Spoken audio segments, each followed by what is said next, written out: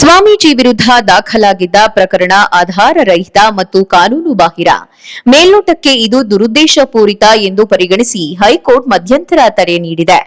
ಲೈಂಗಿಕ ಕಿರುಕುಳ ಪ್ರಕರಣದ ಸಂತ್ರಸ್ತೆಗೆ ಬೆದರಿಕೆ ಹಾಕಿದ್ದಾರೆ ಎಂಬ ಆರೋಪಕ್ಕೆ ಸಂಬಂಧಿಸಿದಂತೆ ಕುಣಿಗಲ್ ತಾಲೂಕಿನ ಹುಲಿಯೂರು ದುರ್ಗಾ ಹೋಬಳಿಯ ಹಂಗರಹಳ್ಳಿಯ ಶ್ರೀ ವಿದ್ಯಾ ಚೌಡೇಶ್ವರಿ ದೇವಸ್ಥಾನದ ಬಾಲಮಂಜುನಾಥ ಸ್ವಾಮೀಜಿ ವಿರುದ್ಧದ ಪ್ರಕ್ರಿಯೆಗೆ ಹೈಕೋರ್ಟ್ ತಡೆ ನೀಡಿದೆ. ಸ್ವಾಮೀಜಿ ಸಲ್ಲಿಸಿದ್ದ ಕ್ರಿಮಿನಲ್ ಅರ್ಜಿಯನ್ನ ನ್ಯಾಯಮೂರ್ತಿ ಎಂ ನಾಗಪ್ರಸನ್ನ ಅವರಿದ್ದ ಏಕಸದಸ್ಯ ನ್ಯಾಯಪೀಠ ಮಂಗಳವಾರ ವಿಚಾರಣೆ ನಡೆಸಿತು. ವಿಚಾರಣೆ ವೇಳೆ ಅರ್ಜಿದಾರ ಸ್ವಾಮೀಜಿ ಪರ ವಕೀಲರು ಸ್ವಾಮೀಜಿ ವಿರುದ್ಧ ಹುಲಿಯೂರು ದುರ್ಗಾ ಪೊಲೀಸ್ ಠಾಣೆಯಲ್ಲಿ ದಾಖಲಾಗಿರುವ ಎಫ್ಐಆರ್ ಆಧಾರರಹಿತ ಮತ್ತು ಕಾನೂನು ಬಾಹಿರ. ಮೇಲ್ನೋಟಕ್ಕೆ ಇದು ದುರುದ್ದೇಶಪೂರಿತ ಮತ್ತು ಸುಳ್ಳು ಅಂಶಗಳಿಂದ ಆವೃತವಾಗಿದೆ. ಸ್ವಾಮೀಜಿಯ ವ್ಯಕ್ತಿತ್ವ ಮತ್ತು ಕೀರ್ತಿಗೆ ಧಕ್ಕೆ ತರುವಂತಿದೆ ಎಂದರು. ಸ್ವಾಮೀಜಿ ಸಂತ್ರಸ್ತ ಬಾಲಕಿಗೆ ಬೆದರಿಕೆ ಹಾಕಿದ್ದಾರೆ ಎಂಬುದನ್ನ ದೂರಿನಲ್ಲಿ ಎಲ್ಲೂ ಪ್ರಸ್ತಾಪಿಸಿಲ್ಲ. ಆದ್ರಿಂದ ಎಫ್ಐಆರ್ ರದ್ದುಪಡಿಸಬೇಕು ಎಂದು ಕೋರಿದ್ರು. ಈ ಅಂಶವನ್ನು ದಾಖಲಿಸಿಕೊಂಡ ಪೀಠ ವಿಚಾರಣಾ ಕೋರ್ಟ್ ಪ್ರಕ್ರಿಯೆಗೆ ಮಧ್ಯಂತರ ತಡೆ ನೀಡಿ ಆದೇಶಿಸಿತ್ತು. 2024ರ ಮಾರ್ಚ್ 7ರಂದು ನೀಡಲಾದ ದೂರಿನ ಅನುಸಾರ ಪೋಕ್ಸೋ ಪ್ರಕರಣ ದಾಖಲಾಗಿತ್ತು. ಹುಲಿಯೂರು ದುರ್ಗಾ ಮಾಗಡಿ ರಸ್ತೆಯಲ್ಲಿರುವ ಕಾಡು ಶನೇಶ್ವರ ದೇವಸ್ಥಾನದಲ್ಲಿ ಅರ್ಚಕ ವೃತ್ತಿ ಮಾಡಿಕೊಂಡಿದ್ದ ಮಂಜುನಾಥ ಸ್ವಾಮೀಜಿ 2016ರಲ್ಲಿ ಹಂಗರಹಳ್ಳಿಯಲ್ಲಿ ವಿದ್ಯಾ ಚೌಡೇಶ್ವರಿ ದೇವಸ್ಥಾನ ಮತ್ತು ಮಠ ನಿರ್ಮಿಸಿ ಖ್ಯಾತಿ ಪಡೆದಿದ್ದಾರೆ. ವಿಜಯಪುರ ಜಿಲ್ಲೆಯ ಕೊಲ್ಹಾರ ಸಮೀಪ ಹರಿಯುವ ಕೃಷ್ಣಾ ನದಿಯಲ್ಲಿ ಮಂಗಳವಾರ ಸಂಜೆ ತೆಪ್ಪ ಮಗುಚಿ ನೀರು ಪಾಲಾದ 6 ಮಂದಿಗೆ ಇಂದು ಮತ್ತೆ ಶೋಧ ನಡೀತಾ ಇದೆ. ಜಿಲ್ಲಾ ಪೊಲೀಸ್ ವರಿಷ್ಠಾಧಿಕಾರಿ ಋಷಿಕೇಶ ಸೋನಾವಣೆ ಮುಂದಾಳತ್ವದಲ್ಲಿ ಅಗ್ನಿಶಾಮಕ ಸಿಬ್ಬಂದಿ ಕಾರ್ಯಾಚರಣೆ ನಡೆಸುತ್ತಿದ್ದಾರೆ. ಮೀನುಗಾರರು ಕೂಡ ಸಾಥ್ ನೀಡಿದ್ದಾರೆ. ನೀರು ಪಾಲಾಗಿದ್ದ 6 ಜನರ ಪೈಕಿ ಇದೀಗ 3 ಶವಗಳು ಪತ್ತೆಯಾಗಿದೆ. ನಿನ್ನೆ ಸಂಜೆಯೇ 2 ಮೃತದೇಹ ಸಿಕ್ಕಿತ್ತು. ಇಂದು ಬೆಳಗಿನ ಶೋಧ ಕಾರ್ಯದಲ್ಲಿ ಮತ್ತೊಬ್ಬನ ಶವ ದೊರಕಿದೆ. ಪುಂಡಲೀಕ ಯಕ್ಕಂಚಿ, ತಯ್ಯಬ್ ಚೌಧರಿ ಮತ್ತು ದಶರಥ ಗೌಡರ್ ಎಂಬುವರ ಶವವಾಗಿ ಪತ್ತೆಯಾಗಿದ್ದು, ಇನ್ನುಳಿದವರಿಗೆ ಶೋಧ ಕಾರ್ಯ ಮುಂದುವರೆದಿದೆ. ಇಸ್ಪೀಟ್ ಆಡುತ್ತಿರುವಾಗ ಪೊಲೀಸರು ದಾಳಿಯಿಂದ ತಪ್ಪಿಸಿಕೊಳ್ಳಲು 8 ಮಂದಿ ತೆಪ್ಪ ಏರಿದ್ರು. ಈ ಗುಂಪಿನಲ್ಲಿದ್ದ ಸಚಿನ್ ಮತ್ತು ಫಾರೂಕ್ ಎಂಬಿಬ್ಬರು ಈಜಿ ದಡ ಸೇರಿದ್ರೆ ಉಳಿದ 6 ಜನ ಕಾಣೆಯಾಗಿದ್ರು. ಇದೀಗ ರಫೀಕ್, ಮೆಹಬೂಬ್ ಸೇರಿ ಇತರರಿಗಾಗಿ ಶೋಧ ಕಾರ್ಯ ನಡೀತಾ ಇದೆ. ಕೃಷ್ಣಾ ನದಿ ತಟದಲ್ಲಿ ಇಸ್ಪೀಟ್ ಆಡುತ್ತಿದ್ದಾರೆ ಎಂಬ ಮಾಹಿತಿ ಮೇರೆಗೆ ಪೊಲೀಸರು ದಾಳಿ ನಡೆಸಲು ಮುಂದಾಗಿದ್ರು. ಸ್ಥಳಕ್ಕೆ ಪೊಲೀಸರು ಬರುತ್ತಿರುವ ಸುದ್ದಿಯನ್ನ ಸ್ಥಳೀಯರು ನೀಡಿದ್ದಾರೆ. ಈ ಹಿನ್ನೆಲೆಯಲ್ಲಿ ಭಯದಿಂದ ತಪ್ಪಿಸಿಕೊಳ್ಳಲು ತೆಪ್ಪದ ಮೂಲಕ 8 ಮಂದಿ ನದಿ ನಡುಗಡ್ಡೆಯತ್ತ ತೆರಳಲು ಪ್ರಯತ್ನಿಸಿದ್ರು. ಈ ವೇಳೆ ತೆಪ್ಪ ಪಲ್ಟಿಯಾಗಿದೆ. 2 ಈಜಿ ದಡ ಸೇರಿದ್ರೆ ಇನ್ನುಳಿದವರು ಕಾಣೆಯಾಗಿದ್ರು. ಘಟನೆಯಲ್ಲಿ ಕಾಣೆಯಾದವರಿಗೆ ಶೋಧ ನಡೆಸಲಾಗುತ್ತಿದೆ. ಎಲ್ಲರ ಮಾಹಿತಿ ಕಲೆ ಹಾಕ್ತಿದ್ದೇವೆ. ಅಗ್ನಿಶಾಮಕ ಸಿಬ್ಬಂದಿ ಕಾರ್ಯಾಚರಣೆ ನಡೆಸುತ್ತಿದ್ದಾರೆ ಎಂದು ಜಿಲ್ಲಾ ಪೊಲೀಸ್ ವರಿಷ್ಠಾಧಿಕಾರಿ ಋಷಿಕೇಶ ಸೋನಾವಣೆ ತಿಳಿಸಿದ್ರು.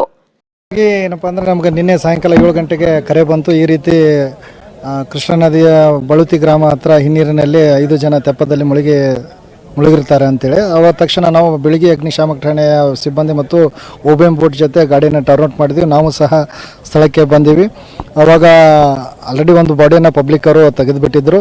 ಅವಾಗ ರಾತ್ರಿ ಆಗಿರೋದರಿಂದ ಕಾರ್ಯಾಚರಣೆಯನ್ನು ಸ್ಥಗಿತಗೊಳಿಸಿ ನಾವು ಜಿಲ್ಲಾ SP ಅವ್ರಿಗೆ ವಿಷಯ ಮುಟ್ಟಿಸಿ ನಾವು ನಮ್ಮ ಹಿರಿಯಾಧಿಕಾರಿಗಳಿಗೆ ವಿಷಯ ಮುಟ್ಟಿಸಿ ಹಿರಿಯಾಧಿಕಾರಿ ಮಾರ್ಗದರ್ಶನ ಮೇರೆಗೆ ನಾವು ಬೆಳಗ್ಗೆ ಅರ್ಲಿ ಮಾರ್ನಿಂಗ್ 6 ಗಂಟೆಗೆ ಕಾರ್ಯಾಚರಣೆ ಮಾಡಿದ್ವಿ. ಈ ಕಾರ್ಯಾಚರಣೆಯಲ್ಲಿ ಬಾಲ್ಕೋಟ್ಲಿಂದ ಬೋಟ್ ತರಿಸಿದ್ವಿ, ಜಮಖಂಡಿಯಿಂದ ಬೋಟ್ ತರಿಸಿದ್ವಿ, ಬೆಳಗಿಂದ ಬೋಟ್ ತರಿಸಿದ್ವಿ. ಅಸಹಜ ಲೈಂಗಿಕ ದೌರ್ಜನ್ಯ ಆರೋಪ ಪ್ರಕರಣದಡಿ ಬಂಧಿತರಾಗಿರುವ ವಿಧಾನ ಪರಿಷತ್ ಸದಸ್ಯ ಡಾ ಸೂರಜ್ ರೇವಣ್ಣ ಅವರ ಎಸ್ಐಟಿ ಕಸ್ಟಡಿ ಇಂದು ಅಂತ್ಯವಾಗಲಿದೆ.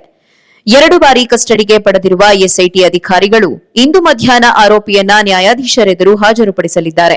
ಹೆಚ್ಚುವರಿ ಕಸ್ಟಡಿಗೆ ಕೇಳುವ ಸಾಧ್ಯತೆ ಇಲ್ಲ ಎಂದು ತಿಳಿದುಬಂದಿದೆ. ಜೂನ್ 23ರಂದು ಸೂರಜ್ ಅವರನ್ನ ಜನಪ್ರತಿನಿಧಿಗಳ ವಿಶೇಷ ನ್ಯಾಯಾಲಯದ ನ್ಯಾಯಾಧೀಶರ ಮುಂದೆ ಹಾಜರುಪಡಿಸಿದ್ದ ಎಸ್ಐಟಿ 7 ದಿನಗಳ ಕಾಲ ಕಸ್ಟಡಿಗೆ ಪಡೆದಿತ್ತು. ಮಹಜರು ಸಂದರ್ಭದಲ್ಲಿ ಆರೋಪಿಯ ಮೂಲ ಮೊಬೈಲ್ ಫೋನ್ ಹಾಗೂ ಕೆಲವು ಕೂದಲಿನ ಮಾದರಿ ದೊರೆತಿರುವುದರಿಂದ ಸೂರಜ್ ರವರ ಧ್ವನಿ ಹಾಗೂ ಕೂದಲ ಮಾದರಿ ಪಡೆಯಬೇಕಿದೆ. ಹಾಗಾಗಿ ಸೂರಜ್ ಕಸ್ಟಡಿಯನ್ನು 4 ದಿನಗಳ ಕಾಲ ವಿಸ್ತರಿಸುವಂತೆ ಎಸ್ಐಟಿ ಅಧಿಕಾರಿಗಳು ಮನವಿಯನ್ನ ಸಲ್ಲಿಸಿದ್ರು. ಆದರೆ ಕಸ್ಟಡಿ ಅವಧಿಯನ್ನು 2 ದಿನಗಳಿಗೆ ವಿಸ್ತರಿಸಿ ಜುಲೈ 1ರಂದು ನ್ಯಾಯಾಲಯ ಆದೇಶಿಸಿತ್ತು. ಸೂರಜ್ಗೆ ಇಂದು ನ್ಯಾಯಾಂಗ ಬಂಧನವಾದರೆ ಸಹೋದರ ಪ್ರಜ್ವಲ್ ರೇವಣ್ಣ ಇರುವ ಪರಪ್ಪನ ಅಗ್ರಹಾರ ಕೇಂದ್ರ ಕಾರಾಗೃಹದ ಕ್ವಾರಂಟೈನ್ ಸೆಲ್ನಲ್ಲೇ ಸೇರಬೇಕಾಗತ್ತೆ. ಉತ್ತರ ಪ್ರದೇಶದ ಹತ್ರಾಸ್ ಜಿಲ್ಲೆಯ ಫುಲ್ರೈ ಗ್ರಾಮದಲ್ಲಿ ಮಂಗಳವಾರ ಆಯೋಜಿಸಿದ್ದ ಧಾರ್ಮಿಕ ಸತ್ಸಂಗದ ವೇಳೆ ಉಂಟಾದ ಕಾಲ್ತುಳಿತದಲ್ಲಿ ಸಾವನ್ನಪ್ಪಿದವರ ಸಂಖ್ಯೆ 121ಕ್ಕೆ ಏರಿಕೆಯಾಗಿದೆ. ಈ ಪೈಕಿ ಹೆಚ್ಚಿನವರ ಗುರುತನ್ನ ಪತ್ತೆ ಹಚ್ಚಲಾಗಿದೆ ಎಂದು ಉತ್ತರ ಪ್ರದೇಶ ಸರ್ಕಾರ ತಿಳಿಸಿದೆ. ಈ ಧಾರ್ಮಿಕ ಸತ್ಸಂಗಕ್ಕೆ ಉತ್ತರ ಪ್ರದೇಶದ ವಿವಿಧ ಜಿಲ್ಲೆಗಳು ಹಾಗೂ ನೆರೆಯ ರಾಜ್ಯಗಳಿಂದಲೂ ಭಕ್ತರು ಆಗಮಿಸಿದ್ರು ಎಂದು ತಿಳಿದುಬಂದಿದೆ. ಇಠಾವ್ ಮತ್ತು ಹತ್ರಾಸ್ ಪಕ್ಕದ ಜಿಲ್ಲೆಗಳಿಂದ ಹೆಚ್ಚಿನ ಜನರು ಸತ್ಸಂಗದಲ್ಲಿ ಪಾಲ್ಗೊಂಡಿದ್ರು. ಈ ಪೈಕಿ ಹೆಚ್ಚಿನವರ ಗುರುತು ಪತ್ತೆ ಹಚ್ಚಲಾಗಿದ್ದು, ಉಳಿದವರ ಗುರುತು ಪತ್ತೆ ಕಾರ್ಯ ನಡೀತಾ ಇದೆ. ಘಟನೆಯಲ್ಲಿ ಮೃತಪಟ್ಟವರ ಪೈಕಿ 7 ಮಕ್ಕಳು, ಒಬ್ಬ ಪುರುಷ ಇದ್ದು, ಉಳಿದವರು ಬಹುತೇಕ ಮಹಿಳೆಯರು ಎಂದು ಹೇಳಲಾಗಿದೆ. ಇನ್ನು ಕಾರ್ಯಕ್ರಮದ ಆಯೋಜಕರ ವಿರುದ್ಧ ಎಫ್ಐಆರ್ ದಾಖಲಿಸಿಕೊಂಡಿದ್ದಾರೆ. ಕಾಲ್ತುಳಿತದಲ್ಲಿ ಸಾವನ್ನಪ್ಪಿರುವವರ ಕುಟುಂಬಗಳಿಗೆ ಪ್ರಧಾನಿ ನರೇಂದ್ರ ಮೋದಿ ಸೇರಿದಂತೆ ಜರ್ಮನಿ, ಫ್ರಾನ್ಸ್ ಮತ್ತು ಚೀನಾ ಸೇರಿದಂತೆ ಹಲವು ದೇಶಗಳ ರಾಯಭಾರಿಗಳು ಸಂತಾಪವನ್ನ ಸೂಚಿಸಿದ್ದಾರೆ. ಯುಪಿಯ ರತಿಭಾನಾಪುರದ ಹುಲ್ರೈ ಗ್ರಾಮದಲ್ಲಿ ಬೋಲೆ ಬಾಬಾ ಎಂಬುವರ ಧಾರ್ಮಿಕ ಸತ್ಸಂಗ ನಡೀತಾ ಇತ್ತು. ಈ ಕಾರ್ಯಕ್ರಮದಲ್ಲಿ ಭಾಗಿಯಾಗಲು ಭಾರೀ ಸಂಖ್ಯೆಯಲ್ಲಿ ಜನರು ಆಗಮಿಸಿದ್ರಿಂದ ಕಾಲ್ತುಳಿತ ಉಂಟಾಗಿ 121 ಜನರು ಸಾವನ್ನಪ್ಪಿದ್ದಾರೆ. ಮೈಸೂರು ಮೂಡ ಹಗರಣ ಪ್ರಕರಣದ ಸಮಗ್ರ ತನಿಖೆಯಾಗಬೇಕು. ಇದು ಬಿಜೆಪಿಗೆ ತಿರುಗುಬಾಣವಾದರೂ ಕೂಡ ಎದುರಿಸಲು ನಾವು ಸಿದ್ದರಿದ್ದೇವೆ. ಆದರೆ ಸೂಕ್ತ ತನಿಖೆಯಾಗಲೇಬೇಕು ಎಂದು ಬಿಜೆಪಿ ರಾಜ್ಯಾಧ್ಯಕ್ಷ ಬಿ ವಿಜಯೇಂದ್ರ ಆಗ್ರಹಿಸಿದ್ರು. ಶಿವಾನಂದ ವೃತ್ತದ ಸಮೀಪದಲ್ಲಿರುವ ತಮ್ಮ ನಿವಾಸದಲ್ಲಿ ಮಾತನಾಡಿದ ಅವರು, ಮೂಡಾ ಹಗರಣ ದೊಡ್ಡ ಹಗರಣ. ಸಿಎಂ ಮೈಸೂರಿನವರು. ಅವರ ಗಮನಕ್ಕೆ ಬಾರದೆ ಹಗರಣ ನಡೆದಿರೋದಿಲ್ಲ. ಅವರೇ ಸ್ವತಃ ಹಣಕಾಸು ಸಚಿವರು. ಯಾವೆಲ್ಲ ಹಗರಣ ನಡೆದಿದೆಯೋ ಎಲ್ಲವನ್ನ ತನಿಖೆ ಮಾಡಬೇಕು. ಬಿಜೆಪಿಗೆ ತಿರುಗುಬಾಣವಾದರೂ ಎದುರಿಸುತ್ತೇವೆ. ಭೈರತಿ ಸುರೇಶ್ ಅವರು ಸಿಎಂಗೆ ಪರಮಾಪ್ತರಿದ್ದಾರೆ. ಹಾಗಾಗಿ ಸೂಕ್ತ ತನಿಖೆ ಆಗ್ಬೇಕು ಅಂತ ಒತ್ತಾಯಿಸಿದ್ರು. ದಿನಕ್ಕೊಂದು ಹಗರಣ ನಡೆಯುತ್ತಿದೆ. ಹಗಲು ದರೋಡೆ ಮಾಡ್ತಿದ್ದಾರೆ. ಸಿಎಂ ಮನೆಗೆ ಮುತ್ತಿಗೆಗೆ ಹೊರಟ್ರೆ ಬಂಧಿಸುವ ಕೆಲಸ ನಡೀತಿದೆ. ಭ್ರಷ್ಟಾಚಾರ ವಿರೋಧಿಸಿ ಹೋರಾಟ ಮಾಡುತ್ತಿದ್ದೇವೆ. ಹಲವಾರು ಹಗರಣ ನಡೆದಿದೆ. ಎಲ್ಲವೂ ತನಿಖೆಯಾಗಲಿ ಅಂತ ಹೇಳಿದ್ರು. ಹಾಸನ ಜಿಲ್ಲೆಯ ಸಕಲೇಶಪುರ ತಾಲೂಕಿನ ಬುಡಗಡಹಳ್ಳಿ ಗ್ರಾಮದ ರಸ್ತೆ ಸಂಪೂರ್ಣವಾಗಿ ಹದಗೆಟ್ಟಿದೆ. ರಸ್ತೆ ಇಲ್ಲದೆ ತಮ್ಮ ಊರಿಗೆ ಹೋಗಲು ಗ್ರಾಮಸ್ಥರು ಪರದಾಡುತ್ತಿದ್ದಾರೆ. ಶಾಲೆಗೆ ತೆರಳಲಾಗದೆ ವಿದ್ಯಾರ್ಥಿಗಳು ಶಿಕ್ಷಣದಿಂದ ವಂಚಿತರಾಗ್ತಿದ್ದಾರೆ. ಅನೇಕ ಸಲ ದೂರು ನೀಡಿದ್ರೂ ಕೂಡ ಜನಪ್ರತಿನಿಧಿಗಳು ಕ್ರಮ ಕೈಗೊಳ್ಳದ ಹಿನ್ನೆಲೆಯಲ್ಲಿ ಗ್ರಾಮಸ್ಥರು ಮನೆ ಮನೆಗೆ ಹೋಗಿ ಹಣ ಸಂಗ್ರಹಿಸಿ ರಸ್ತೆ ರಿಪೇರಿ ಮಾಡಿದ್ರು. ಬುಗಡಹಳ್ಳಿ ಗ್ರಾಮ ಸಕಲೇಶಪುರ ಪಟ್ಟಣದಿಂದ 13 ಕಿಲೋಮೀಟರ್ ದೂರದಲ್ಲಿದೆ. ಈ ಗ್ರಾಮದಲ್ಲಿ 26 ಮನೆಗಳಿದ್ದು 150ಕ್ಕೂ ಹೆಚ್ಚು ಜನರು ವಾಸಿಸುತ್ತಿರುವ ನರು ರಸ್ತೆ ಇಲ್ಲದೆ ಪರದಾಡ್ತಿದ್ದಾರೆ. ಬುಗಡಹಳ್ಳಿ ಗ್ರಾಮಕ್ಕೆ ತಲುಪಲು ಇರುವ ಏಕೈಕ ರಸ್ತೆ ಮಳೆಯಿಂದ ಸಂಪೂರ್ಣ ಕೆಸರುಗದ್ದೆಯಂತಾಗಿ ಸಂಪೂರ್ಣ ಹದಗೆಟ್ಟಿತ್ತು. ಬುಗಡಹಳ್ಳಿ ಗ್ರಾಮದ ರಸ್ತೆ ನಿರ್ಮಿಸಲು ಗ್ರಾಮಸ್ಥರು ಜನಪ್ರತಿನಿಧಿಗಳ ಗಮನಕ್ಕೆ ತಂದರೂ ಕೂಡ ಅವರು ಮಾತ್ರ ರಸ್ತೆ ದುರಸ್ತಿ ಮಾಡದೆ ನಿರ್ಲಕ್ಷ್ಯ ತೋರುತ್ತಿದ್ದಾರೆ. ಇನ್ನು ರಸ್ತೆ ನಿರ್ಮಾಣಕ್ಕೆ ಅನುದಾನ ಕೊಡದ ಸರ್ಕಾರದ ನಡೆಗೆ ಜನರು ಆಕ್ರೋಶವನ್ನ ವ್ಯಕ್ತಪಡಿಸಿದ್ರು. ಇದೀಗ ಗ್ರಾಮಸ್ಥರು ತಾವೇ ಒಂದು ಉಪಾಯ ಕಂಡುಕೊಂಡಿದ್ದು, ಪ್ರತಿ ಮನೆಯಿಂದ 2 ರಿಂದ 3 ಸಾವಿರದಂತೆ ಚಂದ ಎತ್ತೆ ರಸ್ತೆ ನಿರ್ಮಿಸಿದ್ದಾರೆ. ಟಿಪ್ಪರ್ ವಾಹನದಲ್ಲಿ ಜಲ್ಲಿಕಲ್ಲು ತರಿಸಿ ರಸ್ತೆಗೆ ಸುರಿದು ಗ್ರಾಮಸ್ಥರು ತಾವೇ ರಸ್ತೆ ನಿರ್ಮಿಸಿಕೊಂಡಿದ್ದಾರೆ. ಇನ್ನಾದರೂ ಈ ಗ್ರಾಮಕ್ಕೆ ಸುಸಜ್ಜಿತ ರಸ್ತೆ ನಿರ್ಮಾಣ ಮಾಡಿಕೊಡುವಂತೆ ಒತ್ತಾಯಿಸಿದ್ರು. ಅಸ್ಸಾಂ ಪ್ರವಾಹಕ್ಕೆ ಈಗಾಗಲೇ 38 ಮಂದಿ ಸಾವನ್ನಪ್ಪಿದ್ದಾರೆ. ಕಳೆದ 24 ಗಂಟೆಗಳಲ್ಲಿ 3 ನೆರೆ ನೀರಿನಲ್ಲಿ ಮುಳುಗಿ ಅಸುನೀಗಿದ್ದಾರೆ. ರಾಜ್ಯ ಪ್ರಕೃತಿ ವಿಕೋಪ ನಿರ್ವಹಣೆ ಪ್ರಾಧಿಕಾರದ ವರದಿ ಪ್ರಕಾರ ತಿನ್ಸುಕಿಯಾ ಮತ್ತು ಧೆಮಾಜಿ ಜಿಲ್ಲೆಯಲ್ಲಿ ತಲಾ ಒಬ್ಬೊಬ್ಬರು ನೀರಿನಲ್ಲಿ ಮುಳುಗಿ ಪ್ರಾಣ ಕಳೆದುಕೊಂಡಿದ್ದಾರೆ. ರಾಜ್ಯದ ಪ್ರವಾಹ ಪರಿಸ್ಥಿತಿ ಮಂಗಳವಾರ ಮತ್ತಷ್ಟು ಗಂಭೀರ ಸ್ವರೂಪ ಪಡೆಯಿತು. ಈಗಾಗಲೇ 28 ಜಿಲ್ಲೆಗಳಲ್ಲಿ ಅಂದಾಜು 11.34 ಲಕ್ಷ ಜನರು ತೊಂದರೆಗೊಳಗಾಗಿದ್ರೆ ಕಮ್ರೂಪ್, ತಮಲ್ಪುರ್, ಮೋರಿಗಾಂವ್, ಲಂಕಿಪುರ್, ಬಿಸ್ವನಾಥ್, ದಿಬ್ರುಘರ್, ಕರಿಗಂಜ್, ಉಡಲ್ಗುರಿ, ನಾಮ್ವಾಮ್, ಸೋನಿಟ್ಪುರ್, ಗೋಲಾಘಾಟ್, ನಲ್ಬರಿ ಹಾಗೂ ಜೋರಾಹಟ್ ಸೇರಿದಂತೆ ಹಲವು ಜಿಲ್ಲೆಗಳನ್ನು ಪ್ರವಾಹ ಆವರಿಸಿಕೊಂಡಿದೆ. ಪ್ರವಾಹದ ನೀರಿಗೆ 42,476.18 ಹೆಕ್ಟೇರ್ ಕೃಷಿ ಭೂಮಿ ಮುಳುಗಿದೆ. 88 ಕಂದಾಯ ವೃತ್ತಗಳ 2,208 ಗ್ರಾಮಗಳು 2ನೇ ಅಲೆಯ ಪ್ರವಾಹದಿಂದ ತತ್ತರಿಸಿವೆ. ಬ್ರಹ್ಮಪುತ್ರ ನದಿ ನಿಮಾಟಿ ಘಾಟ್, ತೇಜ್ಪುರ್, ಗುವಾಹಟಿ ಮತ್ತು ದುಬ್ರಿ ಎಂಬಲ್ಲಿ ಅಪಾಯದ ಮಟ್ಟ ಮೀರಿ ಹರಿತಾ ಇದೆ. ಅದೇ ರೀತಿ ಸುಬಾನ್ಸಿರಿ ನದಿ ಕೂಡ ಅಪಾಯದ ಮಟ್ಟ ಮೀರಿ ಹರಿಯುತ್ತಿದ್ದು, ಕ್ಷಣ ಕ್ಷಣಕ್ಕೂ ನದಿ ಪಾತ್ರದ ಜನರ ಆತಂಕ ಹೆಚ್ಚುತ್ತಿದೆ. ಪ್ರವಾಹ ಪೀಡಿತ ಜಿಲ್ಲೆಗಳಲ್ಲಿ ಸಂಕಷ್ಟದಲ್ಲಿರುವ ಜನರ ನೆರವಿಗಾಗಿ ಸರ್ಕಾರ 489 ಪರಿಹಾರ ಕೇಂದ್ರಗಳನ್ನು ತೆರೆದಿದ್ದು, ಇವುಗಳಲ್ಲಿ 2.87 ಲಕ್ಷ ಜನರು ಆಶ್ರಯ ಪಡೆದಿದ್ದಾರೆ.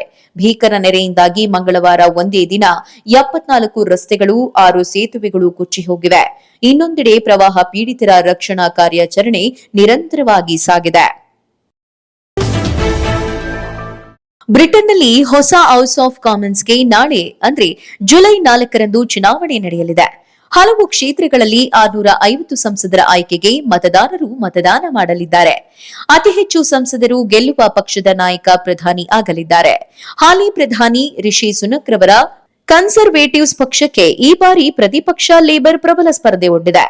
14 ವರ್ಷಗಳು ಆಡಳಿತ ನಡೆಸಿರುವ ಕನ್ಸರ್ವೇಟಿವ್ಸ್ ಪಕ್ಷವು 5 ಪ್ರಧಾನಿಗಳನ್ನ ಕಂಡಿದೆ.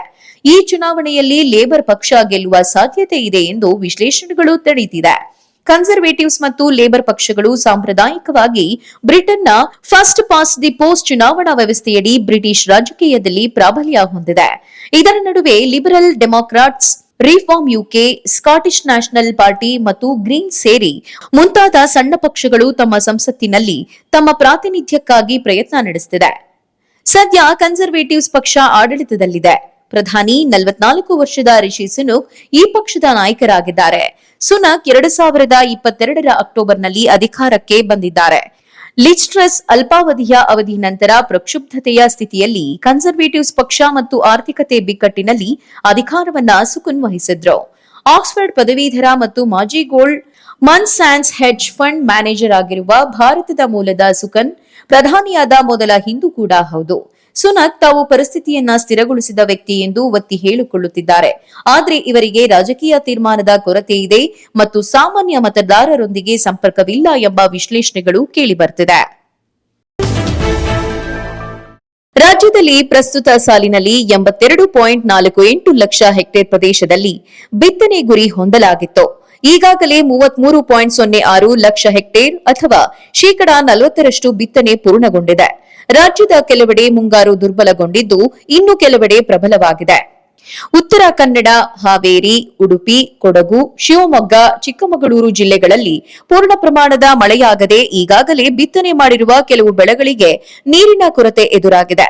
ಕೃಷಿ ಇಲಾಖೆಯ ಪ್ರಕಾರ ಈ ಸಲ ವಾಡಿಕೆಗಿಂತ ಹೆಚ್ಚು ಬಿತ್ತನೆಯಾಗಿದೆ. ಬಿತ್ತನೆ ಕಳೆದ ವರ್ಷಕ್ಕಿಂತ ಹೆಚ್ಚಾಗಿದೆ. ಆದರೆ ಮಳೆ ಕೊರತೆಯಿಂದ ಕೆಲವೆಡೆ ಬಿತ್ತಿದ ಬೆಳೆ ಒಣಗ್ತಾ ಇದೆ. ಕಳೆದ ಮುಂಗಾರಿನಲ್ಲಿ ಈ ವೇಳೆಗೆ ಶೇಕಡಾ 8.37ರಷ್ಟು ಬಿತ್ತನೆ ನಡೆದಿತ್ತು. ರಾಗಿ ಬಿತ್ತನೆ ಮಾಡುವ ತುಮಕೂರು, ಕೋಲಾರ, ಚಿಕ್ಕಬಳ್ಳಾಪುರ, ಬೆಂಗಳೂರು ಗ್ರಾಮಾಂತರ ಜಿಲ್ಲೆಗಳಲ್ಲಿನ ಕೆಲವೆಡೆ ಬಿತ್ತನೆ ಆರಂಭವಾಗಿಲ್ಲ. ನೈಋತ್ಯ ಮುಂಗಾರು ಅವಧಿಯಲ್ಲಿ ಜೂನ್ 1ರಿಂದ 23ರವರೆಗೆ ವಾಡಿಕೆಯ ಪ್ರಕಾರ 137 ಮಿಲಿಮೀಟರ್ ಮಳೆ ಆಗ್ತಿತ್ತು. ಆದರೆ ಈ ಬಾರಿ 145 ಮಿಲಿಮೀಟರ್ ಮಳೆಯಾಗಿದೆ. ಕೆಲವು ಜಿಲ್ಲೆಗಳಲ್ಲಿ ಮಾತ್ರ ಮಳೆ ಹೆಚ್ಚಾಗಿದೆ. 7 ಜಿಲ್ಲೆಗಳ 38 ತಾಲೂಕುಗಳಲ್ಲಿ ಹೆಚ್ಚು ಮಳೆಯಾಗಿದೆ. 3 ಜಿಲ್ಲೆ 47 ತಾಲೂಕುಗಳಲ್ಲಿ ವಾಡಿಕೆಯಷ್ಟು ಮಳೆಯಾಗಿದೆ. 7 ಜಿಲ್ಲೆ 45 ತಾಲೂಕುಗಳಲ್ಲಿ ಮಳೆಯ ಕೊರತೆ ಉಂಟಾಗಿದೆ. ಕಡಲೆಕಾಳು, ಕಸುಬೆ, ಅಗಸೆ ಬೀಜ, ಮಟಕಿ ಬಿತ್ತನೆ ಶೂನ್ಯವಾಗಿದೆ. ಹುರುಳಿ ಶೇಕಡಾ 1ರಷ್ಟು ಬಿತ್ತನೆಯಾಗಿದೆ. ಅಶ್ವಿನಿ ನಕ್ಷತ್ರದಿಂದ ಹೆಸರಾದ ಮಯೂರಿ ತುಂಬಾ ವರ್ಷಗಳ ನಂತರ ಕಿರುತೆರೆಗೆ ಮರಳಿ ನನ್ನ ದೇವರು ಧಾರಾವಾಹಿಯ ನಾಯಕಿಯಾಗಿದ್ದಾರೆ. ನಾಯಕನಾಗಿ ನಟಿಸುತ್ತಿರುವ ಅವಿನಾಶ್ ದಿವಾಕರ್ ಹಾಸ್ಯ ಚಕ್ರವರ್ತಿ ನರಸಿಂಹರಾಜು ಅವರ ಮೊಮ್ಮಗ ಅನ್ನುವುದು ಇನ್ನೊಂದು ವಿಶೇಷ. ಈ ಮೊದಲು ಒಲವಿನ ನಿಲ್ದಾಣ ಧಾರಾವಾಹಿಯನ್ನ ನಿರ್ಮಿಸುತ್ತಿದ್ದ ಶ್ರುತಿ ನಾಯ್ಡು ನನ್ನ ದೇವರು ಧಾರಾವಾಹಿಯನ್ನ ನಿರ್ಮಿಸಿದ್ದಾರೆ. ಇವರೊಟ್ಟಿಗೆ ಯುಕ್ತಾ ಮಲ್ನಾಡ್, ಸ್ವಾತಿ, ವಿ ಮನೋಹರ್, ರೇಖಾ ದಾಸ್, ನಿಶ್ಚಿತಾ ಗೌಡ, ಮಾಲತಿ ಸುಧೀರ್, ಯಮುನಾ ಶ್ರೀನಿಧಿ, ರವಿ ಬ್ರಹ್ಮ, ಅಭಿಷೇಕ್ ಶ್ರೀಕಾಂತ್ ಹೀಗೆ ನನ್ನ ದೇವರು ತಾರಾಗಣದಲ್ಲಿ ಜನಪ್ರಿಯ ನಟನಟಿಯರು ನಟಿಸ್ತಾ ಇದ್ದಾರೆ. ಅಶ್ವಿನಿ ನಕ್ಷತ್ರ ಸೀರಿಯಲ್ನಿಂದ ಮನೆ ಮಾತಾಗಿದ್ದ ಮಯೂರಿ ಮತ್ತೆ ಕಿರುತೆರೆಗೆ ಬಂದಿರುವುದು ಅವರ ಅಭಿಮಾನಿಗಳಿಗೆ ಖುಷಿಯನ್ನ ತಂದಿದೆ. ಈ ಧಾರಾವಾಹಿಯಲ್ಲಿ ಮಯೂರಿಯದ್ದು ಸಣ್ಣ ಊರಿನ ಬಡ ನರ್ಸ್ ಪಾತ್ರ. ಊರೇ ಮೆಚ್ಚುವ ಉದ್ಯಮಿ ಸಚ್ಚಿದಾನಂದಗೆ ಸೇರಿದ ಆಸ್ಪತ್ರೆಯೊಂದರಲ್ಲಿ ಕೆಲಸ ಮಾಡುವ ಬಡ ಹುಡುಗಿ ಮಯೂರಿ.